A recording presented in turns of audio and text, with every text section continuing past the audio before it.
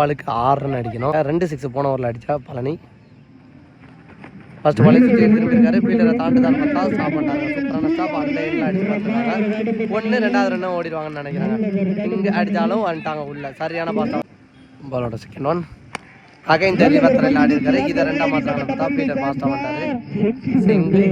4 பாலுக்கு 3 அடிக்கணும். கேப்ல தூக்கி விட்டுருக்காங்க. சான்ஸ் பால். கேட்சுக்கு ஃபீல்டர் வந்துடுறாங்களான்னு பார்த்தா வந்துட்டாங்க. வச்சிருந்தாரு. பார்க்கலாம் பேட்டிங்ல என்ன பண்றாரு. பேட்ல பட்டு வந்து விக்கெட்டாக மாத்திட்டாங்க. இருக்க 2 பாலுக்கு 3 முக்கியமான பால். டாட் பால் நிக்க வச்சு மாறுவாங்க அப்படின்னு நினைக்கிறேன். இங்கேயே விக்கெட் கொடுத்துட்டாங்க. அடுத்த விக்கெட்டை இழக்கிறாங்க. ஒரு மாதிரி 6க்கு 6 ரன் அடிக்கணும் அப்படின்னு நிலைமையில கடைசி பால் வரைக்கும் எடுத்துட்டு 1 பாலுக்கு 3 ரன் அடிக்கணும்.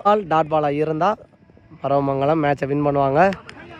டாட் பால் பதிவு பண்ணிருக்காங்க. 1 ஓவர் 6 பாலுக்கு 6 ரன் அடிக்கணுங்கிற நிலைமையில 2 ரன் வித்தியாசத்துல